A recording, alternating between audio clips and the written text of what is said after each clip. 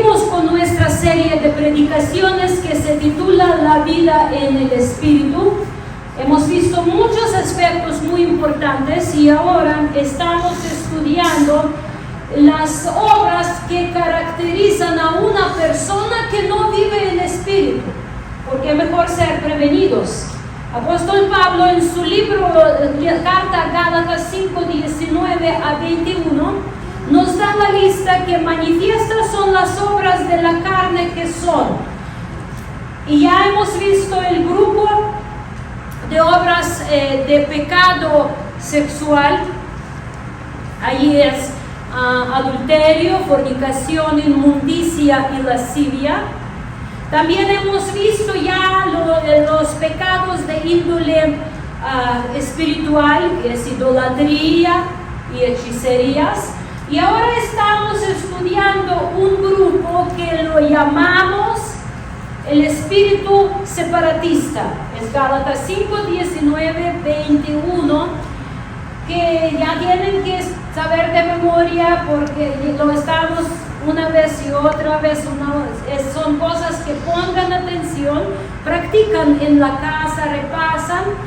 Y dice, y empezamos ya a ver el grupo de separatista, pecado de separatista, espíritu es para separatista. ¿Por qué ese pecado es tan grave? Porque nosotros normalmente pensamos que los que practican adulterio son peores pecadores de los que practican pleitos. Pero la palabra de Dios los tiene en la misma lista. Porque los pecados de separatismo son muy graves y los que practican ellos no heredarán el reino de Dios, dice apóstol Pablo, contra cuales ya les advertí y los advierto otra vez, que los que practican tales cosas no heredan el reino de Dios. Y nosotros ya en este grupo hemos estudiado enemistades, o odio y pleitos. Y todos los pleiteros dicen: próximo domingo no regresamos. Entonces, y hoy vamos a estudiar la obra de carne en este grupo de separatismo, que son celos. ¿Por qué son tan fuertes en los ojos de Dios estos pecados? Porque son atentos contra la naturaleza de Dios. Hace unos momentos hemos repetido Shema: Jehová nuestro Dios, Jehová uno es. ¿Qué hace separatismo? Separatismo lo hace que hay el Padre es Dios, pero el Hijo es menos Dios. Y ya está separando la unidad. Como la palabra dice, el hombre y mujer se unen y van a ser uno. Y por eso Mesías dice: lo que Dios unió, que el hombre no. Pero viene el hombre y dice: si me caso y no me funciona, me voy a separar. Y hasta nos programamos ya para separación. Todos los pecados de separatismo son atentos contra la unidad, que es la naturaleza de Dios. Dios es uno. Dice Mesías: que sean ellos uno, como yo y tu Padre somos uno. Por eso cada uno que separa una congregación no heredará el reino de Dios. Claro, si no se arrepentirá. Gloria a Dios, mientras hay vida, hay posibilidad de arrepentimiento. El que trae pleito dentro de una familia y separa un matrimonio, los que separan matrimonio, ¿qué dice? No heredarán el reino de Dios. El que rompe el pacto no heredará el reino de Dios.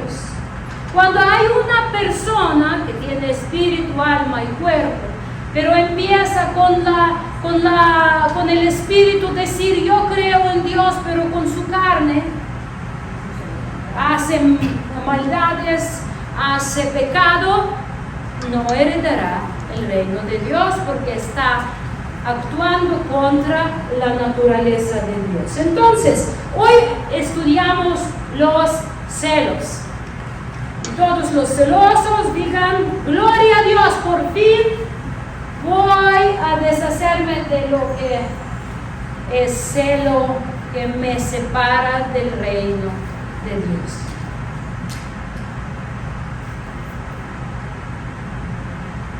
Santiago decía, ¿quién es sabio y entendido entre ustedes? A ver, ¿hay alguno? Sabios y entendidos levantan la mano. ¿Ninguno? Ay, tenemos que cerrar la iglesia. ¿Qué hacemos aquí?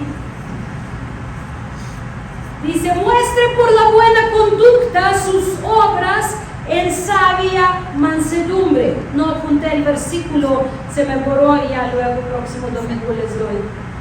Muestre por la buena conducta sus obras en sabia mansedumbre.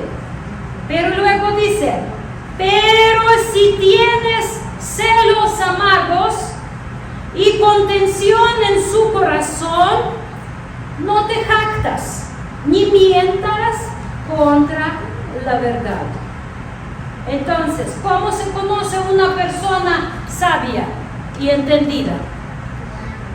Buena conducta, sus obras en ¿qué? En mansedumbre. Cuando una persona es sabia y entendida, cuando hace buenas obras, son obvias, pero no se jacta ella con sus obras, porque son obvias. Dice, cuando tú haces bien, pues hazlo y no te jactas. Pero dice, pero ustedes tienen celos amargos y contención en su corazón y todavía jactan que hicieron algo bueno, entonces son mentirosos y no hay verdad en ustedes. Es por decir, si yo dono millones de lo que sea a una buena causa, ayudar por ejemplo a Turquía, pero son robados, sea de gobierno, sea de impuestos, sea de una empresa, sea de alguna otra cosa, y luego mi nombre sale en periódico que vaya, donó tanto dinero a tal causa, pero vaya obtuvo el dinero por celos, por envidias, por robos, por manipulaciones o por manipular su congregación y sacó de ellos el dinero. Entonces, ¿qué dice la palabra de mí? Que no hay en mí verdad. Las buenas obras no se hacen para ser visto, para ser conocido, para ser glorificado. Muchos de nosotros tenemos mal entendido la buena obra, porque ha conocido, y con unos de ustedes de hecho platicamos de eso, y no lo voy a decir ya como de piedra, pero como ejemplo, porque ya tratamos con ustedes ese tema, pero muchas veces hacemos a alguno de los hermanos bien, y esperamos que también nos va a hacer bien en el momento de nuestra necesidad. ¿Quién sabe de qué estoy hablando? Y es normal. Humanamente es normal. Pero, según el reino de Dios, ya recibimos nuestra recompensa en esta tierra. Entonces, por eso dice, cuando tú haces bien para alguien, que tu mano derecha no sabe lo que hace mano izquierda y viceversa. ¿Qué significa eso? No esperes recompensa o compensación. Cuando tú haces el bien, no es porque buscas también el bien, es porque ya es tu naturaleza hacer el bien. Somos del reino de Dios. Amén. Nuestra naturaleza es hacer la obra del reino de Dios. Ojo, no lo confunden con ser un manso y un menso, porque muchas veces confundimos que manso hace por humildad para la gloria de Dios, menso ni mide ni piensa y busca agradar a los demás para quedar bien con otros o para calmar su conciencia. ¿Cuántos de ustedes hacían bien a alguien para calmar su conciencia? ¿Saben cómo se calma la conciencia? ¿Quién sabe? Con una palabra. Arrepentimiento. Cuando hiciste algo mal, te arrepientes primero y luego, si hiciste daño, lo repones. Pero si tú vas y quieres tapar el hoyo, eso no es válido en los ojos de Dios. ¿Está entendido hasta ahorita? Es algo muy importante que entendés. Entonces, la palabra celos o la palabra envidia es el sinónimo, celos, envidia, proviene de la palabra griega precisamente, que suena celos y significa, escuchando bien, celosos, todos apuntamos, celos del griego significa hervir. Y puede significar tanto buena pasión para algo, tanto la cosa destructiva, la cual hierve por causa que no es sana. Entonces, cuando uno es celoso por la obra de Dios, ¿cómo muestra su celo? ¿Cómo se muestra celo por el reino de Dios? A ver, Vanel, dame uno. ¿Qué significa eso? Obedeciendo. Cuando Pinjas lanzó la lanza a la mujer y tenía que el pastor salir con su ejemplo. Claro. Sí, claro, cuidando la santidad dentro del pueblo también. ¿Qué más? Testimonio. Tu propio testimonio, claro. ¿Qué más? Falta más. Cuando hay necesidad de limpiar el tabernáculo, ¿cómo se muestra tu celo por el reino de Dios? Porque nos gustan cosas abstractas y muy bonitas y las ponemos en una cajita y todavía con un moño encima para que se vea bonito. El celo se ensucia porque te vas y pares y te empolvas. ¿Sí me explico? Celo es de sudar también porque te vas y trabajas. Cuando hay evangelismo, ¿cómo se muestra el celo por las almas? No solo cuando hay evangelismo y te dan micrófono y se junta un grupo y te vas al hospital general donde todos evangelizan, no. Diario tú compartes la palabra de Dios con los que están a tu alrededor. Entonces hay celos buenos que se muestran en el esfuerzo de hacer la voluntad de Dios, y hay celos destructivos, los que destruyen a los demás para lograr tus propósitos. Celo bueno por la obra de Dios levanta a los ministros. Por ejemplo, un pastor celoso por la obra de Dios invierte en la gente para que se levantan a predicar, a servir, a ministrar.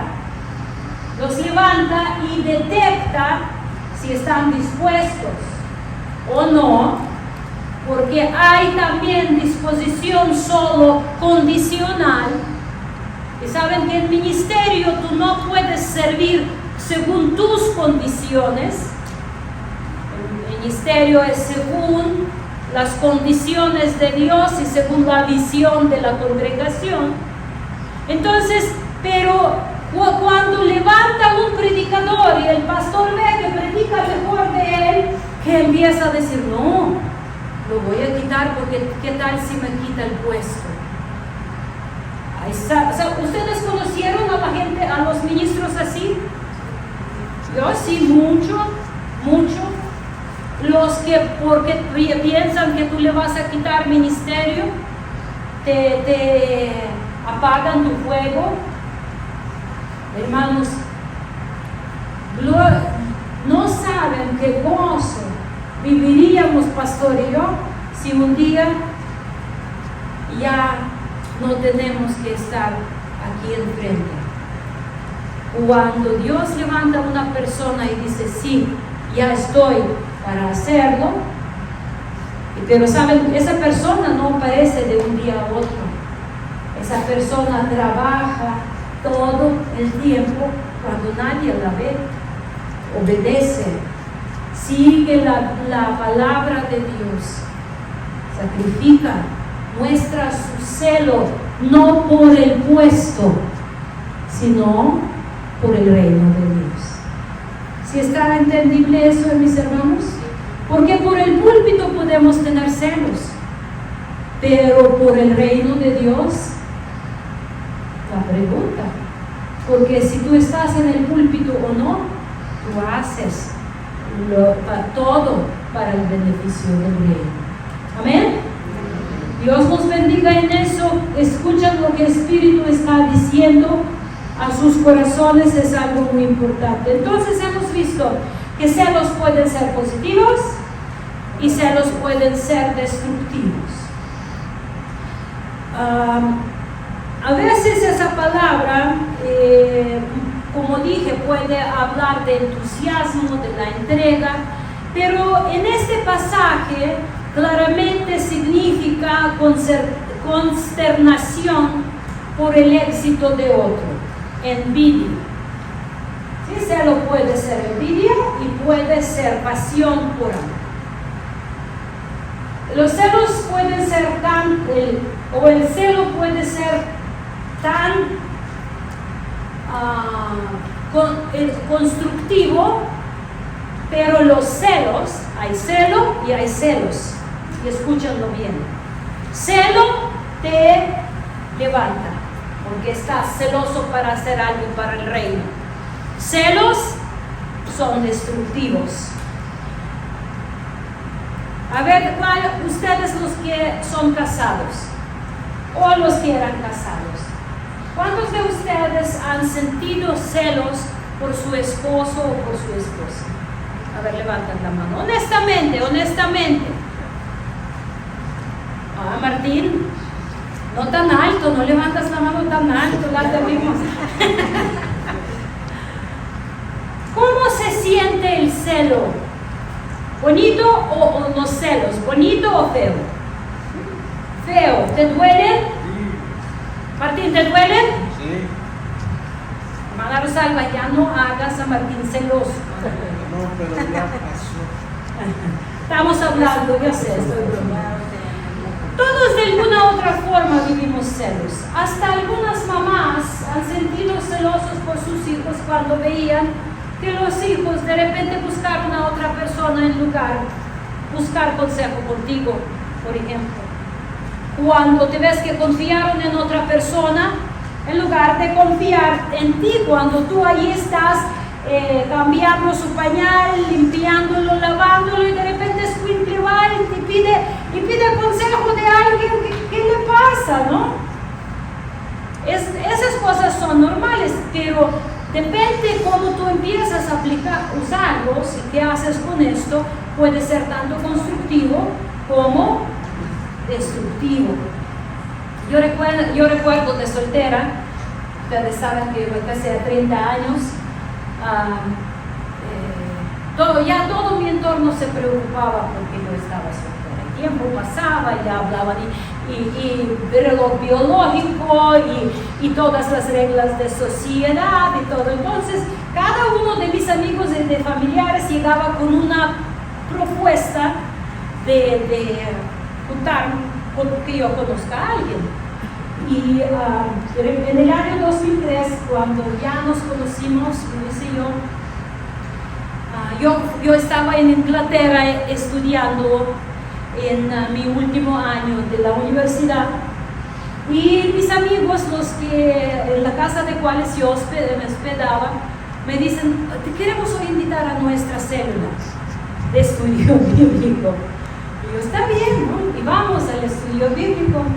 Y el estudio está dirigiendo un joven, bueno, no era tan joven, me llevaba unos años, que se llamaba Andy.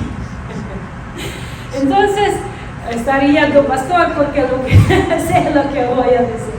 Entonces, ya sí presentaron, casi me hicieron sentar cerca de él, y ya como que él estaba echando ojos ahí, y ya regresando a la casa, pero yo como que no capté nada, no lo entendí qué sucedía.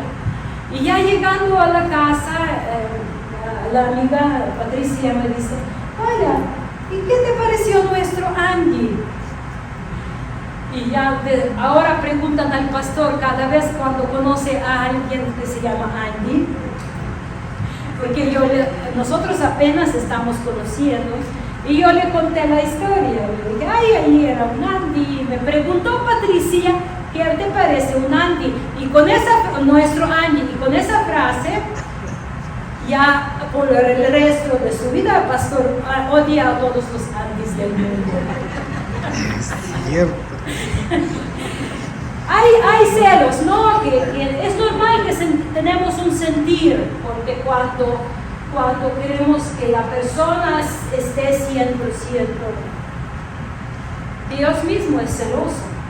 Él dice: yo soy Jehová tu Dios, Dios celoso. Es por decir, si tu corazón está dividido entre Dios y el mundo, Dios es celoso. Dios no puede ser uno más, Dios quiere ser único. Y yo creo que cada esposa no quiere ser una más. Ningún esposo quiere ser uno más. Y ninguna mamá quiere ser una más. Ningún papá quiere ser uno más. Todos, hay ciertas posiciones en esta vida que siguen el patrón de Dios uno, y no puede compartir su estatus con alguien más. Y eso se llama ser santo, apartado. Yo como esposa soy santa para mi marido, porque yo estoy separada de los demás hombres. Para mí, el único hombre que existe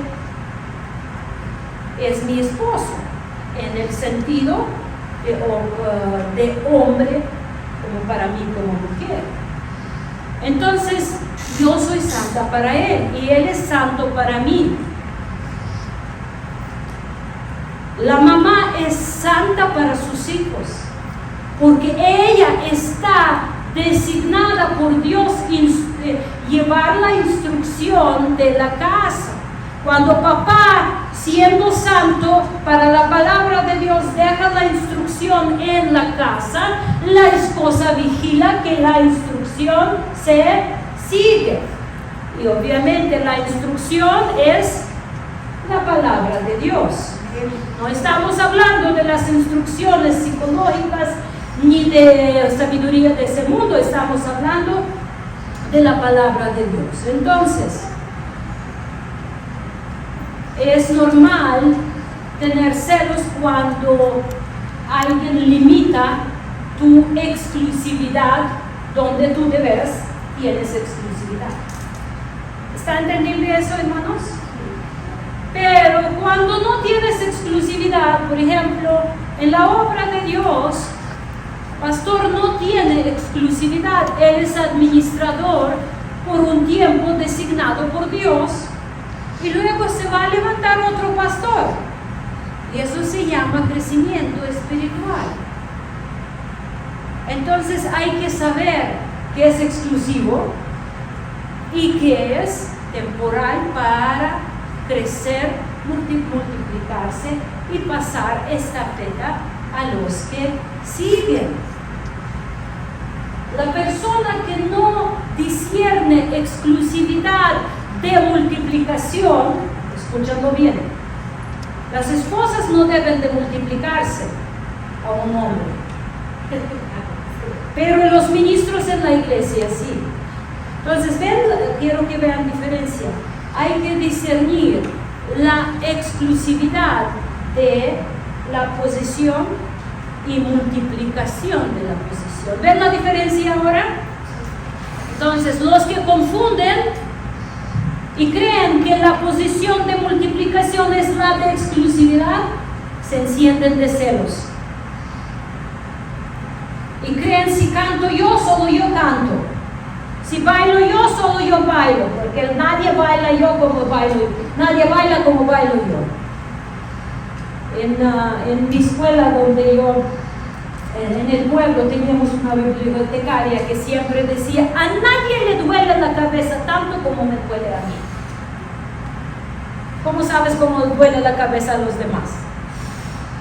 Así muchas veces confundimos la exclusividad.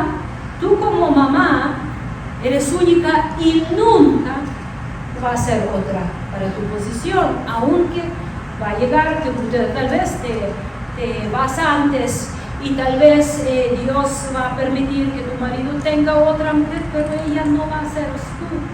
Tú, mientras estás vivo, eres exclusivo como esposo, como esposa, como mamá, como papá, como hijo. Aunque tenemos 2 hijos, Tatis, pero cada uno es exclusivo, porque Guillo no es Sofía y Sofía tampoco es Guillo. Cada uno son diferentes, exclusivos. Por eso, para no entrar en celos amargos, tenemos que aprender a discernir qué es exclusivo y qué es de multiplicación. ¿Estamos bien hasta aquí? Lo hice repetitivo porque es algo importante que quiero que entendamos. Un ministro que no entiende que él es para multiplicarse, nunca va a poder progresar, porque va a tener celos de su puesto y nunca va a permitir que alguien más predique, que alguien más enseñe, que alguien más se levanta como obrero. Va a querer tener exclusividad. No lo es para crecer. Entonces, como acertadamente escribe Salomón en Proverbios 14:30, apuntan pero no lo busquen. Proverbios 14:30 dice: la envidia es podredumbre de los huesos.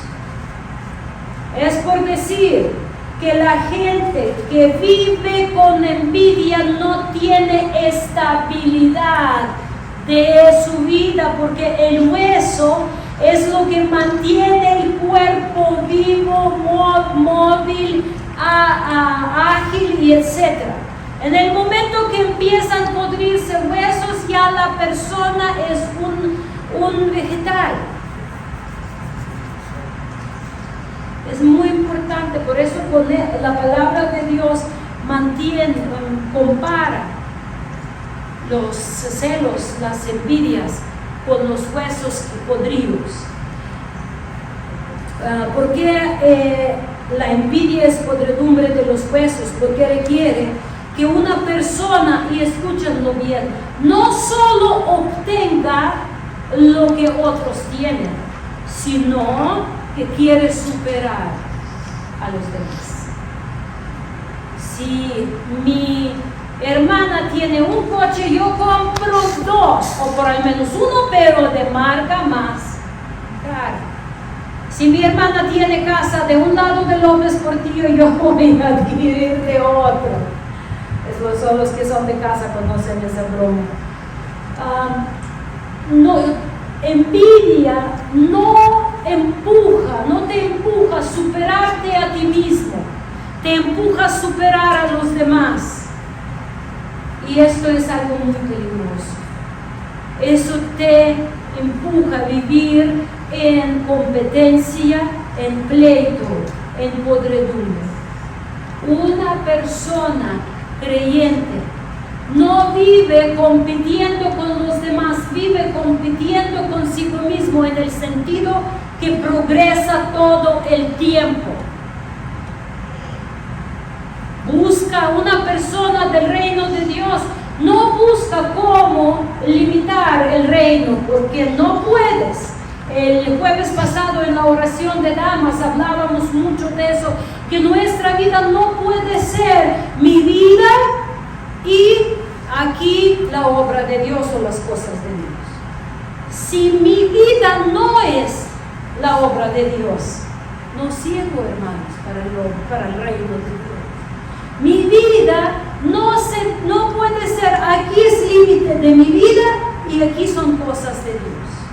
Cuando decimos que hay que dedicar tiempo para las cosas de Dios, no es una afirmación bíblica. O tú eres cosa de Dios o no lo eres. ¿Eres parte del reino de Dios o no lo eres? Porque lo que allí tienes de pilón, como mi vida y aquí poquitito o lo que sea tú defines para la obra de Dios, eso siempre va a ser tu carga, mis hermanos. Eso va a ser una carga sobre tu vida, porque tu vida no es el reino de Dios. Lo tienes, mi vida y poquito añadido del reino de Dios. No es así. Tú siempre vas a sufrir y buscar cómo deslindarte de las responsabilidades del reino de Dios, porque no son de tu vida. Tú los agregas, pero no lo eres. Mucho cuidado, porque donde está tu tesoro, ahí está tu corazón. Entonces, celos pueden ir por cosas materiales, por reconocimiento, por honor, por posición, por la casa, por marido, por los hijos, por lo que sea. Y no necesita ser en grandes medidas. Tú puedes tener en tu cuarto una foto de una revista, de un Ferrari, y colgarla y envidiarla y desearla todos los días de tu vida. Y dentro de ti tener amargura porque no la tienes.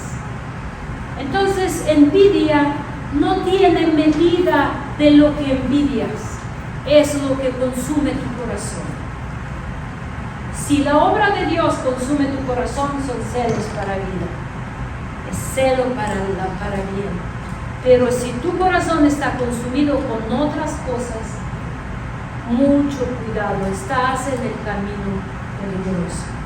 Muchas veces la línea es muy delgada, no das cuenta cuando pensabas que estabas haciendo para el reino de Dios y ya luego te apasionaste por el beneficio temporal y descuidas lo que pensabas hacer. Mucho cuidado, tenemos que tener todo, porque nuestros corazones se engañan muy rápido y fácil, pero rapidito. Unos ejemplos, hermanos, de envidia en la Biblia, unos cuantos. Primero, ¿por qué fue asesinado Abel por su hermano Caín? Por celos. ¿Qué le celó? ¿Qué le celó Caín? ¿Quién le aceptó su ofrenda? Dios, porque a Caín enceló porque Dios aceptó la ofrenda de Abel, y como lo dice la Biblia, que le agradó. ¿Qué le agradó?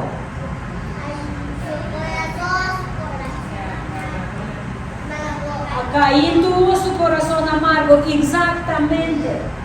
Pero ¿qué le agradó a Dios? ¿Por qué le aceptó la ofrenda? ¿Qué dice la Biblia? Dice, le agradó a Abel y a su ofrenda. Nombra a los dos. Porque a Dios, ¿qué le ofrenda? ¿Qué necesita? Dice, le agradó. Abel por eso le agradó su ofrenda. Pero de Caín, como dice Sophie, Dios no le agradó su ofrenda. ¿Por qué? Porque tenía corazón amargo. Exactamente. Tú no puedes tapar tu corazón amargo con una ofrenda. Si yo te voy a decir, mira, aquí está la canasta, y si tú tienes amargura en tu corazón, da una buena ofrenda y se te va a quitar. Y más amargura tienes, más alta tiene que ser tu ofrenda. Me pueden decir, sácate de aquí, Satanás. Si yo un día lo digo, sáquenme de aquí. A patadas, aléjate de nosotros, Satanás. Ya, el pastor está dispuesto a hacerlo. Sí, eso es celo por la obra de Dios. Si me sacan por decir barbaridades aquí, gloria a Dios, aprendieron algo. Bendito sea el nombre del Señor.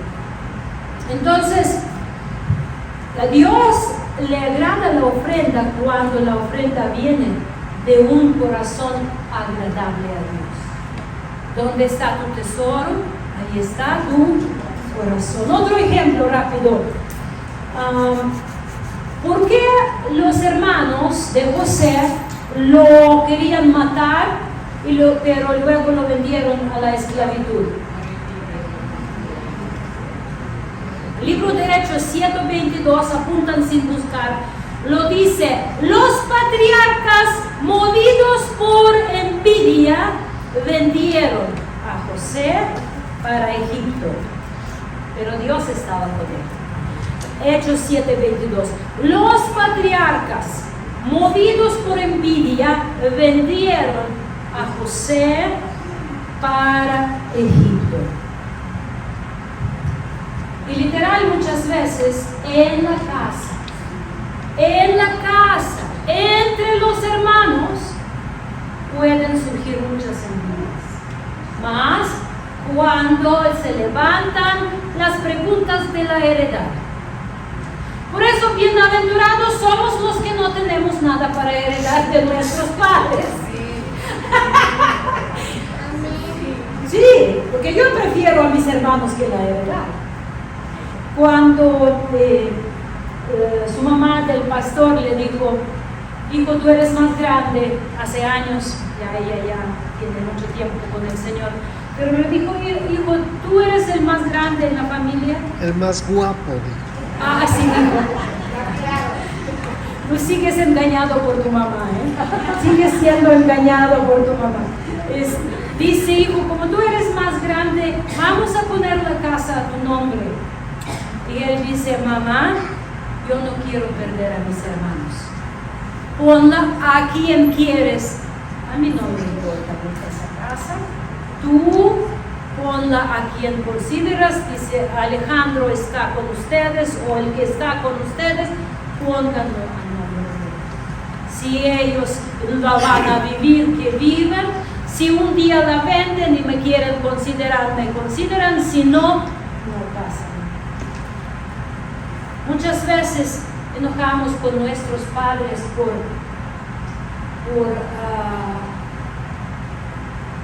dejar a alguien o no dejar, o consideramos que no es justo, o cuando nada más papás no indicaron, y hay mucha separación, y hay sufrimiento. Yo no digo que hay que deslindarse de las responsabilidades, o hay que dejar que actúa nada más toda la... No estoy hablando de eso, pero estoy hablando de cómo puede envidia destruir lo que es mucho más valioso que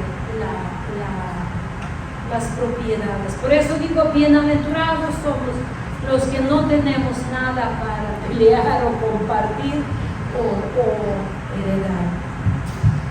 Daniel, ¿por qué arrojaron a Daniel al foso de los leones? ¿Quién recuerda? Por envidia. ¿Qué le envidiaron? Además,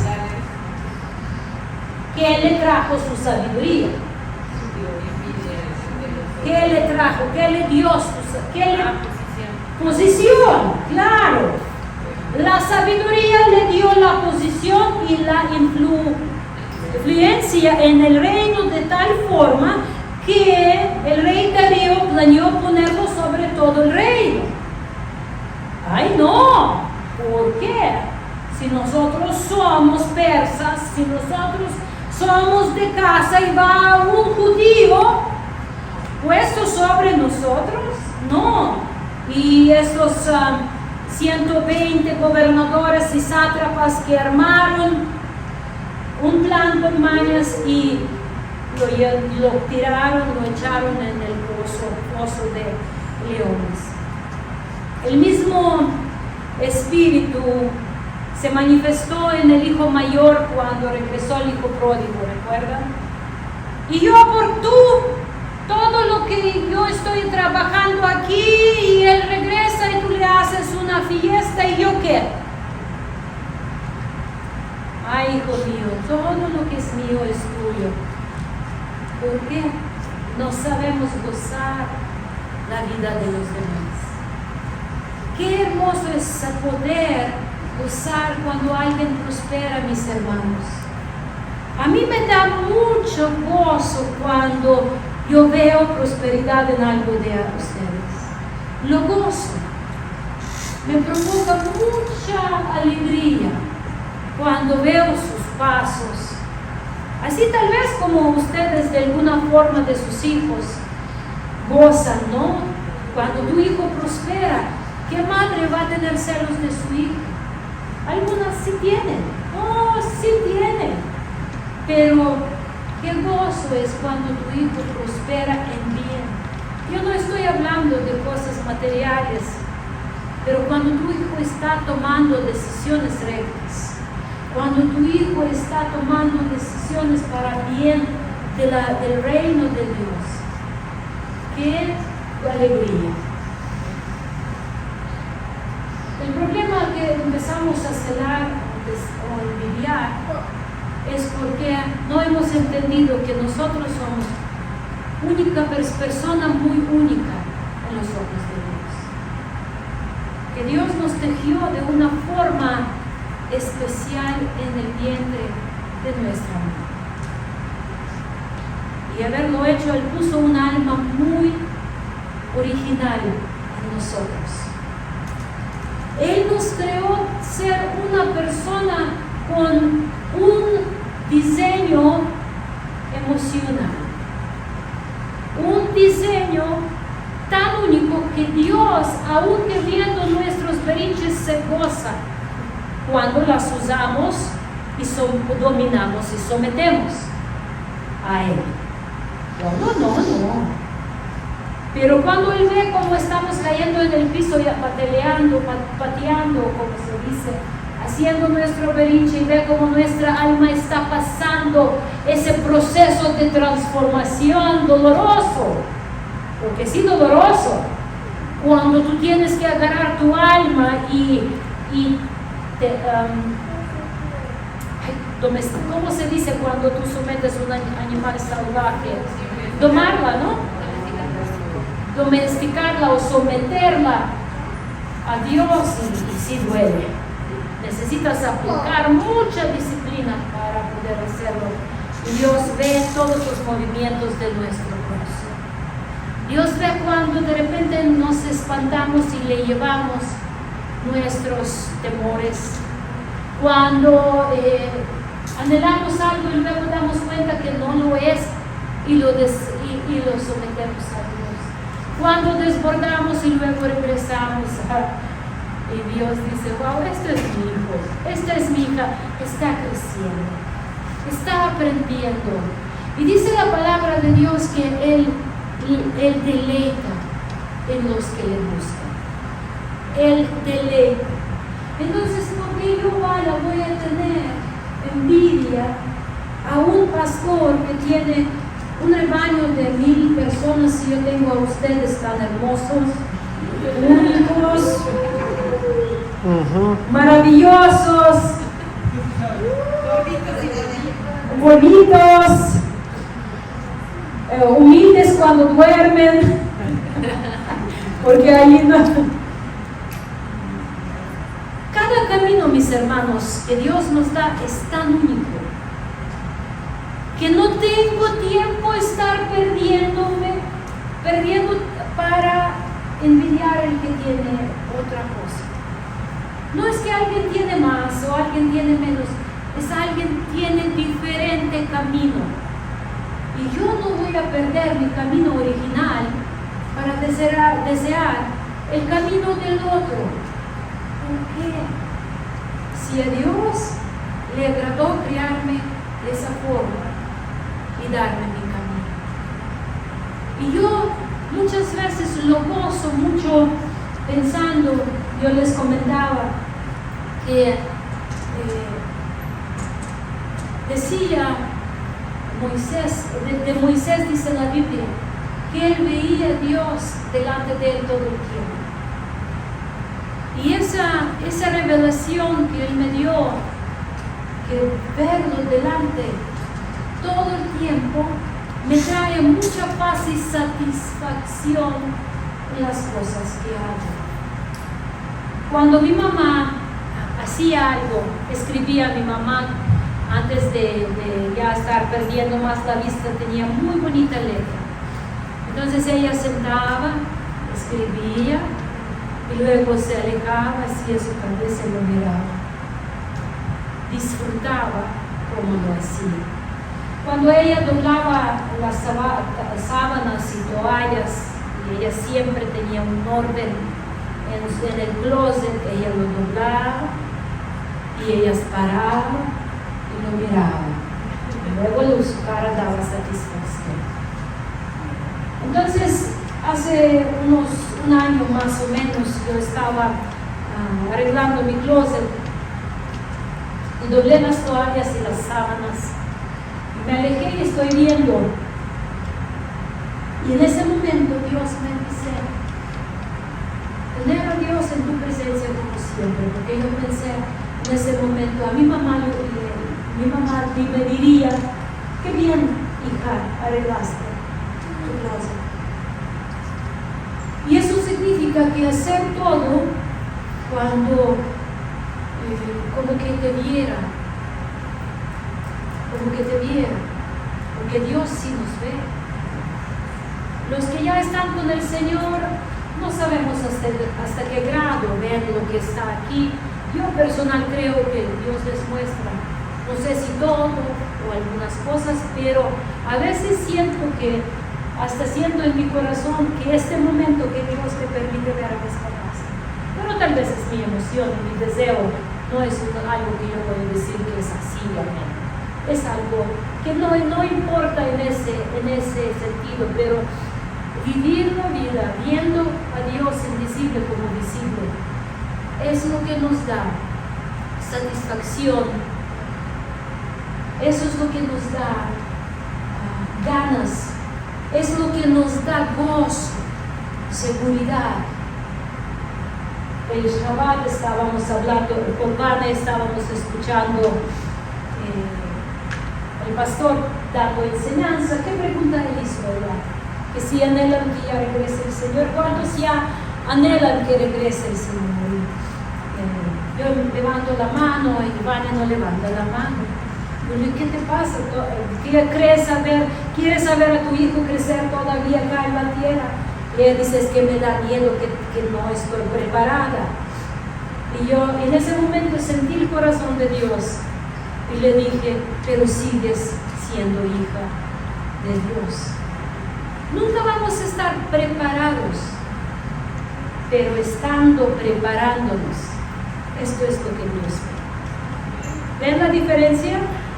Nunca vamos a estar a la medida, pero ser que santo se santifica. Caminemos el camino que Dios nos puso según el diseño y potencial que puso en nosotros, porque si Dios me dio metas en la vida, me dio unas metas, pero a Vane dio otras metas, pero Dios me dio las metas según el potencial que Él puso en mí. al crearme. Y a Vane le dio la potencial, y según su potencial le dio sus metas. Imagínense si yo con mi potencial paso el camino de Vane en lograr sus metas. Por envidia, porque voy a pensar que es mejor. ¿Creen que voy a lograr? Algunas cosas tal vez probando, pero dentro nunca va a haber la plenitud y el gozo. La mejor protección de los celos es entender la perfección de Dios en ti, el camino de Dios en ti, el diseño de Dios especial para ti. Y de esa forma, el que Hijo libera va a ser libre, libertad. Vamos a orar. Próximo domingo, si Dios permite, o vamos a seguir con el tema de celos. Todavía quiero compartir varias cosas muy importantes. No falta el próximo domingo.